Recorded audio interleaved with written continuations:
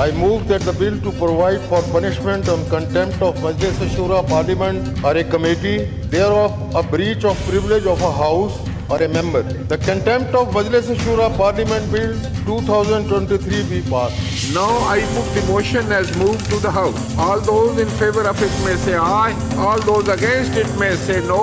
I think the ayes have it. The motion is adopted and consequently the bill is passed unanimously. Very good. بہت اچھا جا رہی ہے ہماری حکومت, بہت اچھا جا رہی ہے ہماری مقننہ. کمال کر دیا. مطلب جو اس ملک کا سب سے بڑا ایشو تھا, جو ہماری قوم کا سب سے بڑا مسئلہ تھا, وہ حل کر دیا.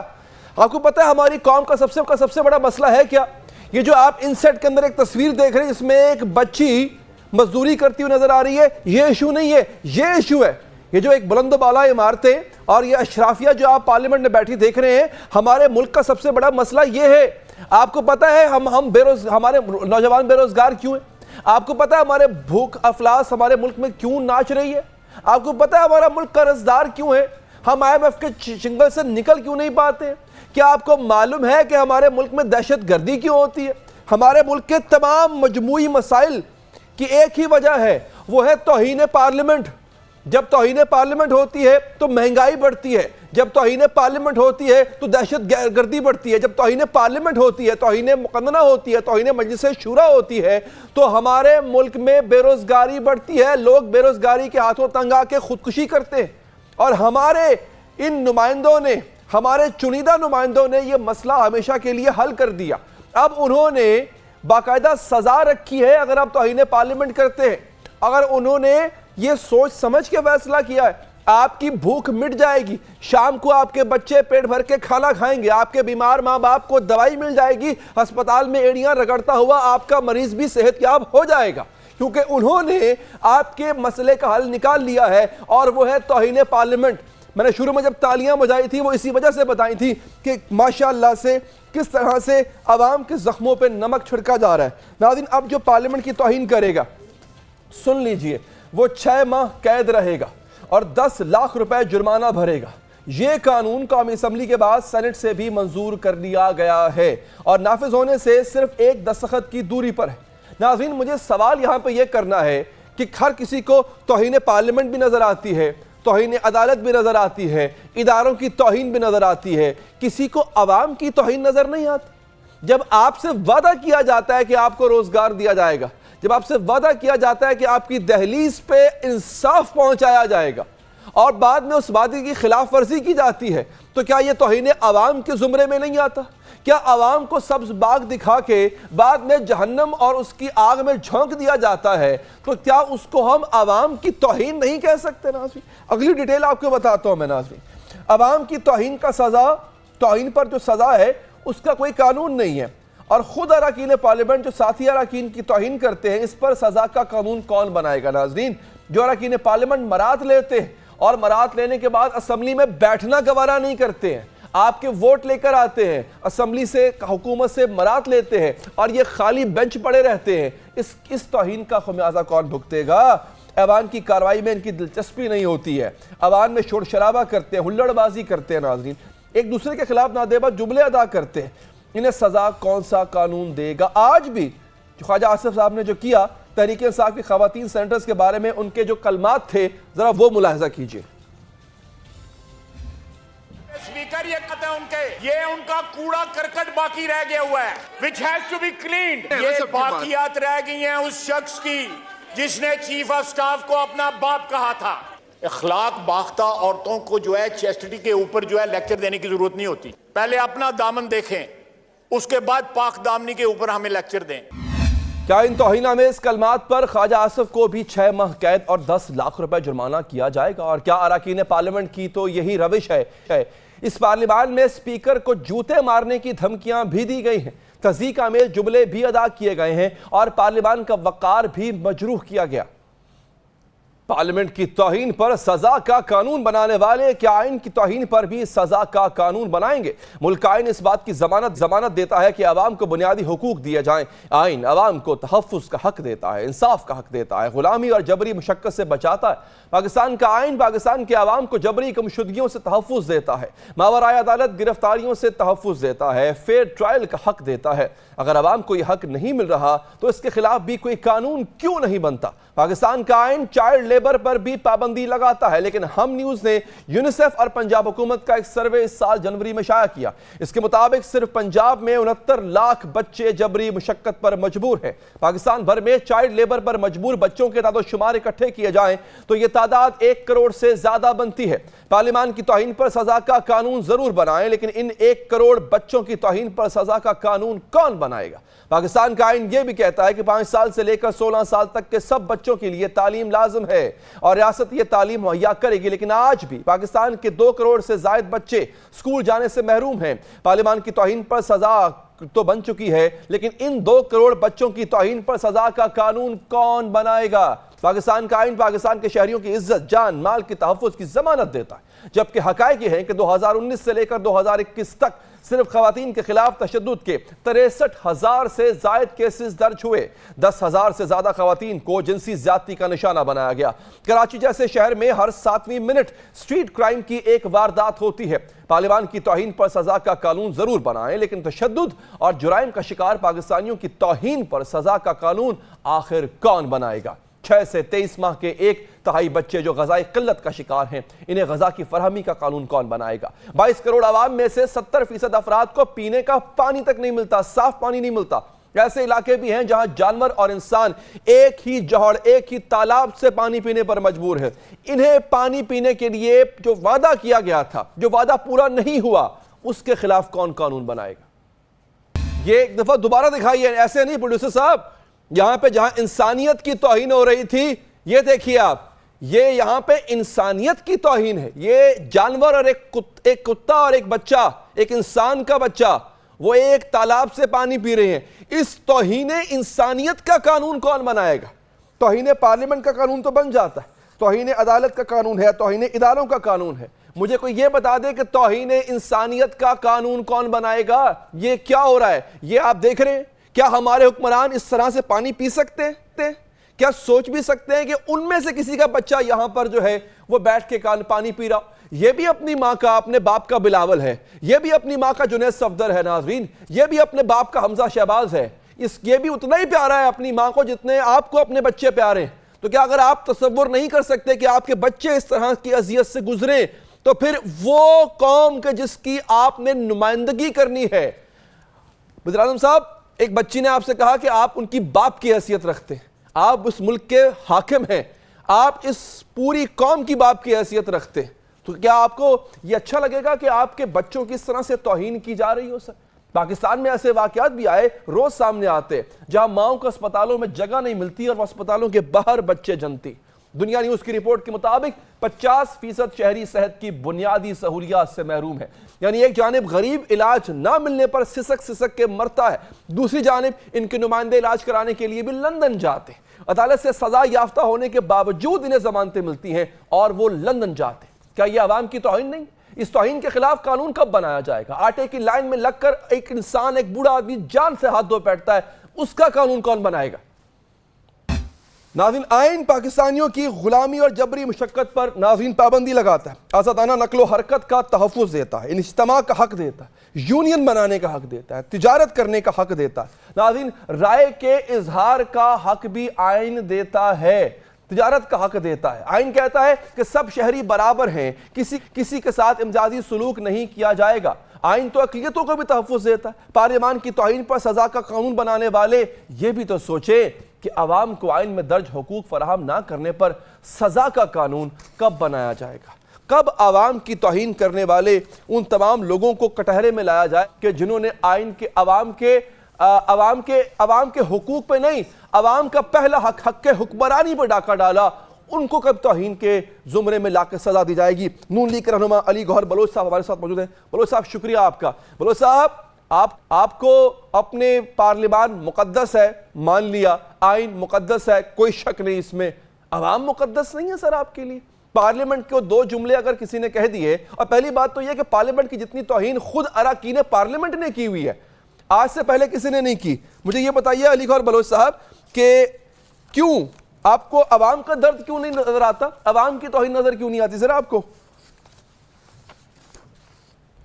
بسم اللہ الرحمن الرحیم. دیکھیں ہاؤس جو ہے وہ چلانا سپیکر کی ذمہ داری ہے، اور اس کے لیے ضروری ہے کہ جب ہاؤس کا فلور سپیکر کسی شخص کو بولنے کے لیے دے تو دوسرے جو لوگ ہیں وہ اس کی بات کو سنیں، وہ اس کی بات میں کھڑے ہو کر شور و غل نہیں کر سکتے. یہ جو ہماری مطلب ہے کہ پارلیمان ہے، یہ اس کے قانون اور تقدس کے عین مطابق ہے. دوسری بات یہ ہے کہ جب خواجہ آصف صاحب بات کر رہے تھے تو جو سینٹ کے، چونکہ یہ جوائنٹ سیشن تھا، جو خواتین تھی پی ٹی آئی کی، انہوں نے ایز یوزول جس طرح سے کہ انہوں نے پورے ملک میں ایک دنگا فساد برپا کیا ہوا ہے، وہی کیفیت ادھر ہاؤس میں کرنے کی کوشش کی. اس پر خواجہ آصف صاحب نے یہ ریمارکس دیے. بہرحال اس میں سے کچھ چیزیں جو تھیں وہ اسپیکر صاحب نے ایکسپینڈ بھی کروا دی، لیکن وہ چونکہ اس وقت ایک بڑا شور شرابہ اور پلاننگ کے ساتھ وہ ہاؤس کی کاروائی کو روکنا چاہ رہے تھے، تو اس سلسلہ میں پھر خواجہ صاحب نے بھی کچھ باتیں کی. صاحب میں آپ کی بات سمجھ گیا کہ آپ نے اس لمحے وہ کیا، لیکن یہ قانون تو پاس ہوا نا سر. یار یہ قانون آپ نے جو ہے وہ اب صرف ایک دستخط کی دوری پہ ہے یہ قانون. عوام کی جو توہین، میرا سوال یہ تھا، عوام کے بنیادی حقوق کو جو مسخ کر دیا جاتا ہے اور اس کی کوئی اہمیت ہی نہیں ہوتی ہے حکمرانوں کے نزدیک، اس توہین کا جواب کون دے گا سر؟ نہیں دیکھیں، جہاں تک چائلڈ لیبر کی بات ہے تو اس کے اوپر آلریڈی قانون سازی ہے کہ ظاہر ہے کہ ایک جو بچے 18 سال سے کم عمر ہیں یا مطلب چھوٹی ایج کے بچے ہیں، ان سے کسی قسم کا کام یا لیبر کا کام نہیں کروایا جا سکتا. اور اس کے لیے چونکہ یہ 18ویں ترمیم کے بعد یہ تمام جو ادارے ہیں یہ صوبائی حکومتوں کی ذمہ داری میں مطلب ظاہر ہے ان کی ذمہ داری ہے، یہ ڈپارٹمنٹس ان کے پاس ہیں، اور آپ کو پتہ ہے کہ اس پر ایک ڈپارٹمنٹ بھی ہے اور جو کارروائی بھی کرتا ہے اور اس پر سزائیں بھی دی جاتی ہیں. لیکن آپ کی بات بالکل درست ہے، یہ ایک ہمارے کچھ مسائل ہمارے معاشرے کی طرف سے بھی ہیں. حکومت یا حکومتی اداروں کا کام ضرور ہے کہ ان چیزوں کی روک تھام کی جائے، لیکن ایز مطلب ہے کہ ایز پاکستانی، ایز اس معاشرے کا ایک حصہ ہوتے ہوئے یہ میں سمجھتا ہوں کہ ہماری معاشرتی بے حسی بھی ہے کہ ہم ابھی تک بھی ان چیزوں پر عمل نہیں کرتے. لوگوں کے گھروں میں بچے کام کرتے ہیں، ورک شاپس پر بچے کام کرتے ہیں، چھوٹے چھوٹے ریسٹورانٹ اور ہوٹل جو ہے کھانے پینے کے، آپ نے دیکھا ہوگا کہ ادھر بچوں سے کام لیا جاتا ہے. تو یہ ہمارا باحثیت قوم بھی ایک المیہ ہے. میں سمجھتا ہوں کہ اس پر ایک اجتماعی سوچ ہونی چاہیے، لیکن جہاں تک حکومتی لیول پر اس کی شکایت بھی کی جا سکتی ہے اور ادارے بھی موجود ہیں کہ جو ان چیزوں کے اوپر. علی گوہر بلوچ صاحب، بات یہ ہے ایک جنیرک سینس میں آپ نے کہہ دیا جی صوبوں کے حوالے فلاں سسٹم ہے، فلاں ڈپارٹمنٹ فلاں صوبے کے حوالے سے بات ہو رہی ہے جنیرک سینس میں، آپ حکمرانوں کی بات ہو رہی ہے. ایگزامپل دیتا ہوں آپ کو میں. 2 کروڑ بچہ، پاکستانی بچہ اس وقت سکولوں سے باہر ہے یا پھر سرکاری سکول میں پڑھ رہا ہے تو اس کی حالت آپ کے سامنے ہی ہے. کیا علی گوہر بلوچ کا بیٹا بھی، ان کا بچہ بھی سرکاری سکول میں پڑھتا ہے سر؟ دیکھیں، میں پہلی بات تو یہ ہے کہ آپ کے چلو بڑا اچھا آپ نے یہ سوال کیا ہے، اور آپ کے پروگرام کی وساطت سے میں نے 5th تک اپنی جو ایجوکیشن ہے، اپنی ذاتی ایجوکیشن میں نے گورنمنٹ کے سکولز میں کی. میرے والد صاحب اس وقت بھی پالیٹکس تھے، میرے کزن اس وقت بھی MNA تھے. میں نے گریجویشن جو کی وہ FC کالج لاہور سے کی، اور وہ بھی ایک گورنمنٹ کا ادارہ ہے. دوسری بات یہ ہے کہ آپ کی بات سے میں اتفاق کرتا ہوں. نہیں سر، بات یہ ہے کہ میں آج نہیں کر رہا ہوں، میں آپ کے بچوں کی بات کر رہا ہوں. آپ کے بچے پڑھتے ہیں سر یا نہیں پڑھتے؟ سوال یہ تھا. میں آپ کو اپنی بات بتا رہا ہوں، لیکن دوسری بات یہ ہے کہ جہاں تک ابھی میری بات مکمل نہیں ہوئی، آپ نے درمیان میں سوال کر دیا.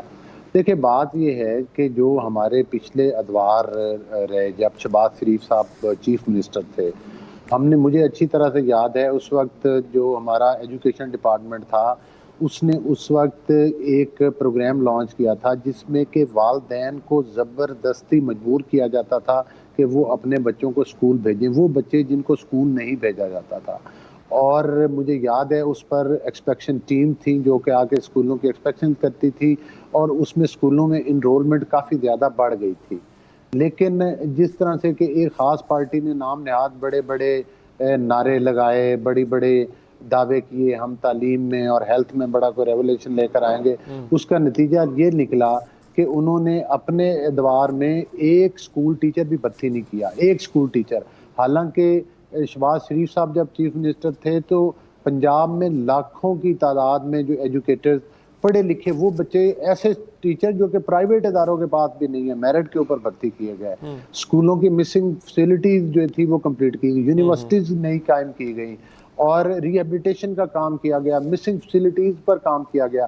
ہماری بدقسمتی یہ ہے کہ پچھلے 4 سالوں میں ایک ٹیچر تو دور کی بات، اسکولوں میں ایک پی این تک بھی بھرتی نہیں کیا گیا.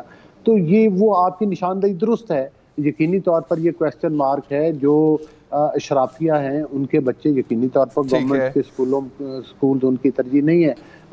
واقعی ہمارے اسکول کے ادارے جو ہیں ان میں ہمارے بچے نہیں پڑھتے، یہ آپ کی بات درست ہے. اللہ کرے کہ ہم اس اللہ آپ کو ہمت دے. تک جلد اللہ نے نہیں کرنا سر، یہ آپ نے کرنا ہے. کوئی تفریق نہ رہے اور لوگ ہمارے ہاسپٹلز، ہمارے تعلیمی ادارے اس معیار پر پہنچ جائیں کہ وہاں پر لوگ تعلیم. سر یہ اللہ کرے کوئی وہی نہیں آنی ہمارے MNAs MPs کو کہ جناب اپنے بچوں کو آپ گورنمنٹ اسکول میں پڑھائیں گے. کام آپ نے کرنا ہے سر، آپ انیشیٹو لیں. میرا سوال بنیادی یہ تھا کہ عدالت کی توہین ہو سکتی ہے، پارلیمنٹ کی توہین ہو سکتی ہے، کنٹیمپٹ آف کورٹ ہو سکتی ہے. مائی پوائنٹ از کہ کنٹیمپٹ آف پیپل کیوں نہیں ہوتی ہے؟ جب آپ اپنے وعدے پورے نہیں کرتے. آپ نے کہا جناب کہ عوام کو کہا کہ سستا آٹا دیں گے، سستی بجلی دیں گے. عمران خان کی جب گورنمنٹ تھی آپ نے یہی کہا تھا نا کہ یہ بندہ کھا گیا لوٹ گیا پاکستان کو، ہم آئیں گے بجلی سستی کریں گے. آپ نے کہا تھا آٹا سستا ہوگا، پیٹرول سستا ہوگا، سب ہوگا، بٹ آپ نے نہیں کیا. تو یہ کنٹیمپٹ آف پیپل نہیں ہو سکتا، کنٹیمپٹ آف ریپبلک نہیں ہو سکتا؟ اس کا قانون کیوں نہیں بناتے سر آپ؟ دیکھیں جہاں تک نہیں میں آپ کو، دیکھیں بات یہ ہے کہ میں آپ کو جو کویسچن آپ کر رہے ہیں میں آپ کو اس کی صحیح جواب بتا رہا ہوں. میں اس کے دونوں پہلوؤں پہ روشنی ڈال رہا ہوں. اچھا، جہاں تک آپ نے ہاسپٹلز کی بات کی ہے تو جو ہماری بحیثیت پارلیمانی رکن کے انٹائٹلمنٹس ہیں وہ صرف گورنمنٹ کے ہاسپٹلز ہیں.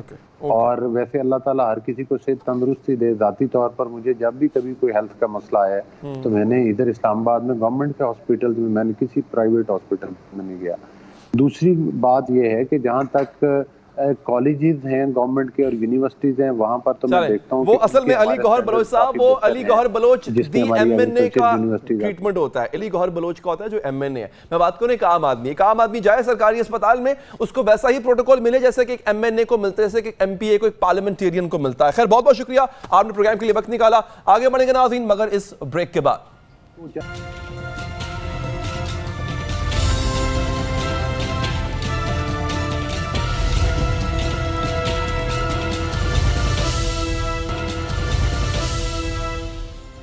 بریک کے بعد حاضر ہیں ناظرین. پی ڈی ایم حکومت کے وزیر اعظم شہباز شریف اور ان کے وزیر مشیر وہ ایک ہی گردان کر رہے ہیں اور انہوں نے ریاست کی خاطر اپنی سیاست قربان کر دی ہے. وزیر اعظم نے آج ایک بار پھر جلسہ عام میں یہی احسان جتلایا ہے اور یہ دعویٰ بھی کیا ہے کہ ملک کو انہوں نے، یعنی ان کی گورنمنٹ نے دیوالیہ ہونے سے بچایا.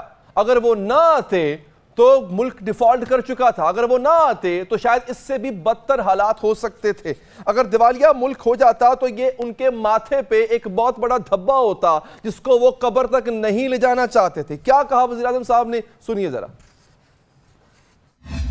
اور تمام مخلوط حکومت کے زعماء نے سب نے مل کر یہ فیصلہ کیا کہ ہم سیاست قربان کر دیں گے، ریاست کو بچائیں. میرے بزرگوں، بھائیوں اور نوجوان ساتھیوں، یہی وہ فیصلہ تھا جس کی خاطر پھر ہم ڈٹ گئے.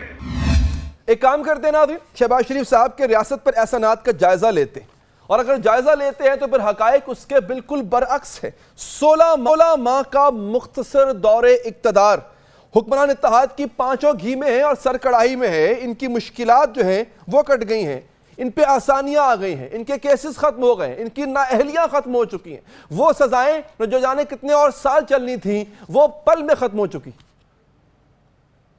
اب آپ ذرا شہباز سپیڈ کا کمال دیکھیے ناظرین. انہوں نے 16 ماہ کے مختصر دورانیے کے اندر جو عوام کے اوپر انہوں نے احسان کیے ہیں, جو برسوں کے سنگ میل مائل سٹونز انہوں نے اچیو کیے ہیں, یہ ریاست بچانے آئے تھے. انہوں نے نیب کے قوانین میں ترامیم کا کارنامہ سر انجام دے دیا. انہوں نے اربوں روپے کی معافی لے لی. ریاست بچانے آئے تھے اور پھر نواز شریف کی تاحیات نااہلی انہوں نے ختم کر دی. ناظرین, خود شہباز شریف اور ان کے بیٹوں کے جو اربوں روپے کے منی لانڈرنگ کے کیسز تھے, جو ٹیٹیاں لگ کے آئی تھیں, ان کیسز میں خود کو یہ لوگ بری ہو گئے, کلیئر ہو گئے. اب یہی نہیں ناظرین, وزیر اعظم شہباز شریف صاحب نے جس دن سے حکومت سنبھالی ہے, اس دن ان پر, جس دن انہوں نے حکومت سنبھالی اس دن ان پر فرد جرم عائد ہونا تھی, مگر فرد جرم عائد نہیں ہوئی. ان کا جیل جانا ٹھہر گیا تھا. مستند اقتدار ان کو ملی. حکمرانوں کے خلاف, ان کے عزیز و اقارب کے خلاف بھی کیسز جو ہے وہ ختم ہو گئے. اور جناب ملک سے بھاگے ہوئے اسحاق ڈار صاحب, ان کو عزت و تکریم سے واپس لایا گیا,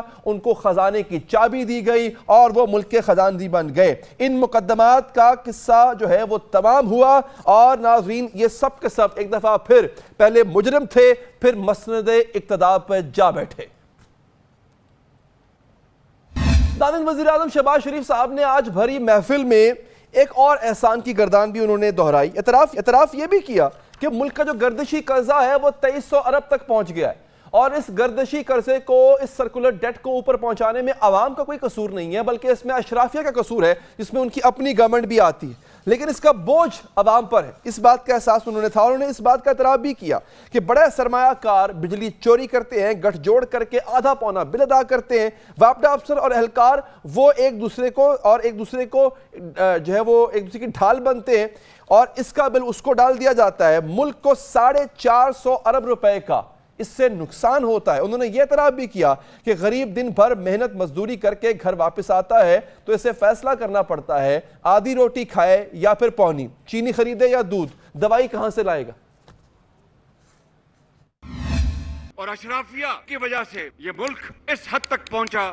وہ آج بھی آٹا اگر خدا نہ خواستہ وہ 1 لاکھ روپیہ کلو بھی ہو جائے تو وہ ادا کر سکتے ہیں. غریب 1 کلو آٹا آج خریدنے جائے تو اس کے پسینے چھوٹ جاتے ہیں. ناظرین, سوال یہ ہے کہ وزیر اعظم صاحب یہ سوال کس سے کر رہے ہیں. سوال ہے نا کہ آپ حکومت میں مسند اقتدار پر آپ یہ سوال کس سے کر رہے ہیں. سر, آپ نے تو جواب دینا ہے. سوال یہ ہے کہ اگر غریب آدمی کرپشن, لوٹ مار, چوری چکاری کا ذمہ دار نہیں ہے تو پھر وہ بوجھ کیوں برداشت کر رہا ہے, اور جو ذمہ دار ہے وہ کہاں ہے, وہ کٹہرے میں کیوں نہیں ہے, وہ سلاخوں کے پیچھے کیوں نہیں ہے. ناظرین, غریب کو دودھ چینی کے لالے کیوں پڑے ہیں. سوال ناظرین یہاں پر یہ ہے کہ غریب کو دوائی کیوں نہیں مل رہی, غریب کو آدھی اور پونی روٹی کیوں کھانی پڑ رہی ہے. وزیر اعظم صاحب, آپ نے تو اپنے کپڑے بیچ کر عوام کو آٹا دینا تھا, لیکن آپ تو 1 سال سے صرف بھاشن دے رہے ہیں. اور اشرافی تو جو قیمت پنجاب میں ہوگی اگلے 2 دنوں میں وہ پتہ چل جائے گا آپ کو. یہی قیمت میں درخواست کروں گا چیف منسٹر صاحب سے کہ یہی قیمت رکھیں. نہیں رکھیں گے تو پھر میں اپنے کپڑے بیچوں گا اور آپ کو میں آٹا مہیا کروں گا. وزیر اعظم صاحب کی اطلاع کے لیے عرض ہے کہ آپ مہنگائی کے خلاف نعرہ لگا کر کرسی اقتدار پر بیٹھے, لیکن پھر مہنگائی کے ریکارڈ ٹوٹ گئے اور ملک میں مہنگائی کی مجموعی شرح 29% سے تجاوز کر گئی. ڈالر اتنا بے قابو ہو گیا کہ اب تک قابو میں نہیں آ رہا, اور آج کے دن اوپن مارکیٹ میں ڈالر 293 روپے میں دستیاب ہے. شرح سود 26 سال کی بلند ترین سطح پر پہنچ گئی. پیٹرول, بجلی اور گیس کی قیمتیں آسمان چھو رہی ہیں. غریب عوام کا کچومر نکل گیا, مزدور زندہ درگور ہو گیا. کیا عوام کی یہ حالت زار داغ ندامت نہیں بنے گی؟ کیا یہ بدنامی کا قطبہ نہیں کہلائے گی؟ کیا یہ وہ دھبا نہیں ہے کہ جس کے بعد آپ کو اگلے جہان میں شرمسار ہونا پڑے گا؟ ناظرین, یہ سوال ہمارا حکمرانوں سے بنتا ہے. آج اگر عوام یہ سوال کرتی ہے تو یہ سوال کسی ہمسایہ ملک کے وزیر اعظم سے نہیں ہوگا, یہ سوال اپنے حکمرانوں سے ہوگا. ایک وقفہ لیتے ہیں ناظرین, پھر کے بعد حاضر ہوں گے.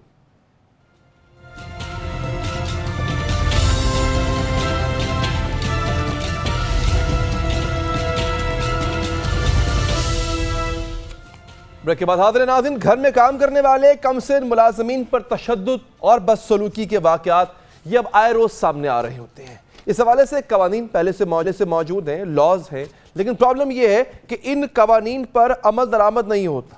قوانین نافذ کرنے والے ادارے اس طرح کی چیزوں کی روک تھام نہیں کر پاتے ہیں اور نہ ہی اب تک کامیاب ہوئے. اسلام آباد میں اب جو ریسنٹ کیس ہے، اسلام آباد میں سول جج کے گھر کام کرنے والی بچی پر مبینہ تشدد جو ہوا، اس کا جو کیس تھا، اس کی افسوسناک تفصیلات سامنے آئی ہیں. خبر یہ آئی ہے کہ جج صاحب نے بچی کی والدہ سے رابطہ کیا، صلح اور رقم کی پیشکش کی ہے، تاہم بچی کی والدہ نے صلح کی پیشکش سے انکار کر دیا ہے اور واقعے کی FIR درج کر لی گئی ہے.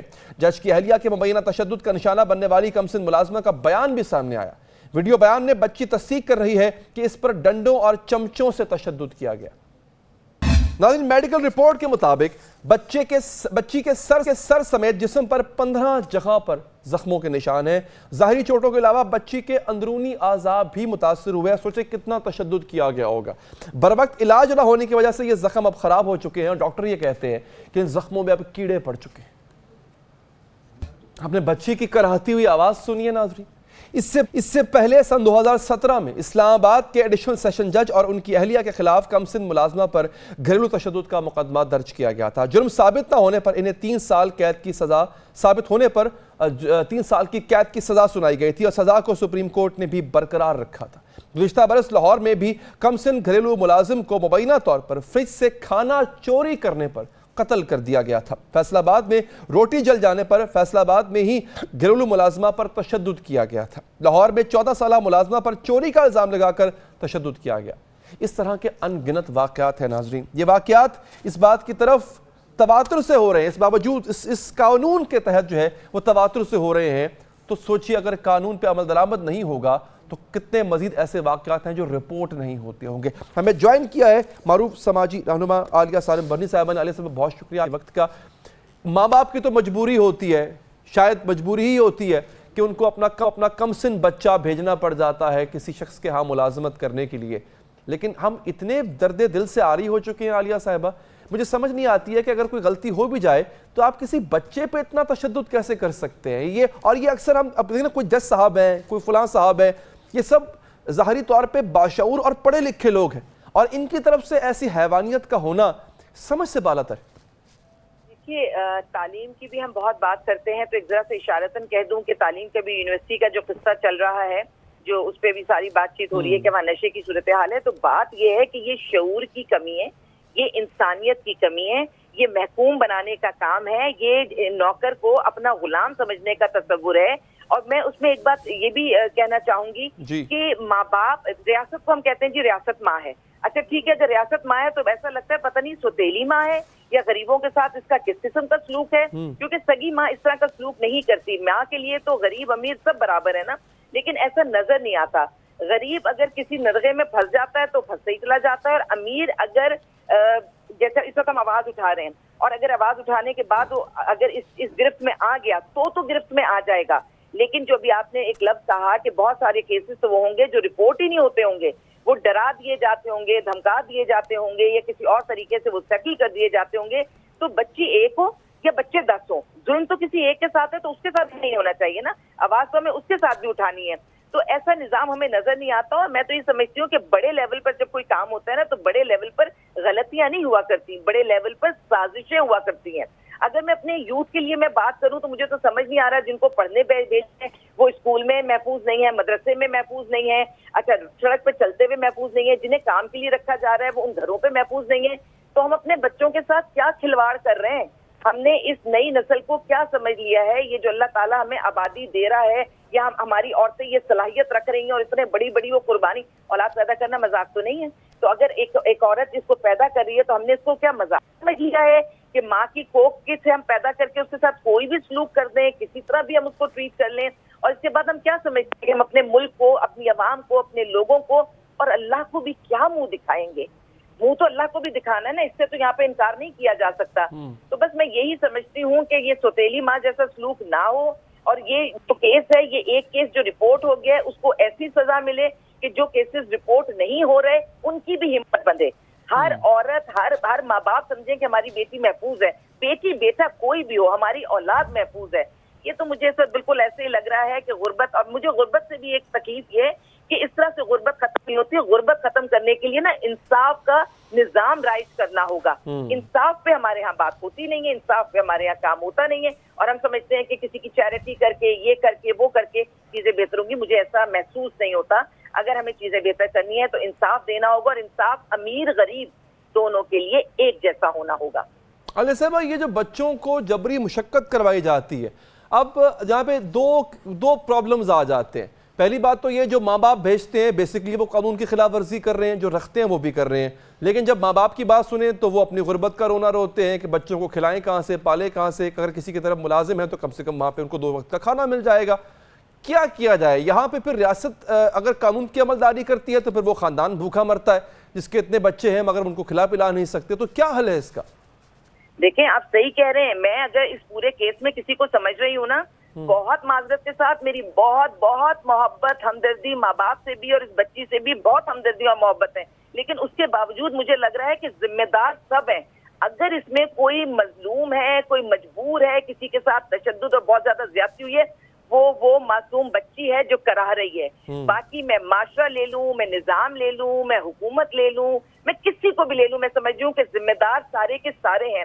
اور اگر میں نے کئی کیسز، کیونکہ ظاہر ہے اللہ کا کرم ہے کہ اللہ نے اتنا تو چنا ہوا ہے کہ جتنوں کو چند کو بھی اگر بچا سکتے ہیں ہم اپنے ادارے میں بچاتے ہیں، رکھتے ہیں شیلٹر میں ان کا خیال و پیار کرتی ہوں. لیکن میں نے ایسے کیسز بھی دیکھے ہیں کہ ہم بہت محنت کر کے لیگل ایڈ دے کے انہیں کسی خاص مقام پر لے کر آتے ہیں. وہ مقام لگتا ہے کہ سزا ہوگی ملزم کو. ملزم جس کو ہم نے مجرم جو ہے ہم ثابت کر پائیں گے کہ ملزم نہیں ہے مجرم ہے، تو وہی لوگ، وہی جن کے لیے ہم سب کچھ کر رہے ہوتے ہیں، مدد سے، پیسے سے، ہر طرح، وہ بیک آف ہو جاتے ہیں.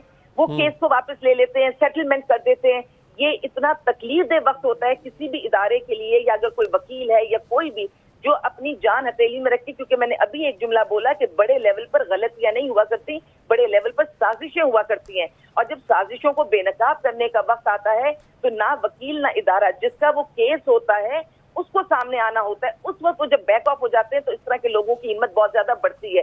اور دوسری طرف میں دیکھتی ہوں کہ جب کبھی اولاد کے لیے بات کی جائے کہ بھئی اولاد اتنی پیدا کرو جنہیں پال سکتے ہو، تو اس پر اتنا شدید ری ایکشن آتا ہے ہر طرف سے کہ یہ تو اللہ کی دین ہے، رزق کا وعدہ اللہ کا ہے. میں مانتی ہوں، میرا ایمان ہے کہ رزق کا وعدہ اللہ کا ہے، لیکن تربیت کا وعدہ تو اللہ کا نہیں ہے.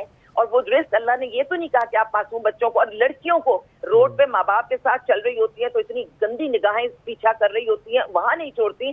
تو ایک 14 سال کی بچی کو ہم کیسے یہ کر سکتے ہیں کہ ہم اس کو کہیں چھوڑ دیں؟ اور اتنا تو ہو سکتا تھا کہ وہ خاتون، ان کی جو ماں، میں غربت بھی سمجھتی ہوں لیکن میں یہ بھی سمجھتی ہوں کہ اگر ماں اس کو صبح سے شام اپنے ساتھ کام پر لے جاتی اور شام کو ماں بیٹی دونوں گھر ساتھ آ جاتے.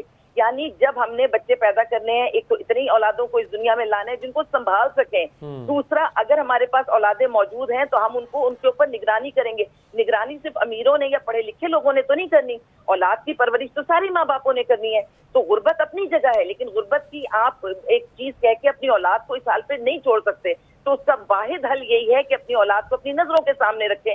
لیکن میں نہیں سمجھتی کہ اس طرح سے اس کیس کے بعد، اس سے پہلے بھی یہ جو ہمارا ایک نیا ٹرینڈ چلا ہے نا، یہ باقاعدہ بکنگز ہوتی ہیں اور سب کو سب پتہ ہے. میں نے کہا نا، یہ سازش ہوتی ہے، یہ غلطی نہیں ہوتی. ہمیں سب کو معلوم ہے کہ آپ کی بات جو ہے وہ بہت اثر رکھنے والی بات ہے جو آپ نے کی ہے. امید کرتا ہوں جنہوں نے سنی ہوگی کہ ان پہ کچھ اثر بھی ہوا ہوگا. بہت بہت شکریہ آپ کا. پروگرام ناظرین یہاں پر ختم ہے. مجھے دیجیے اجازت. اللہ نے کے بعد.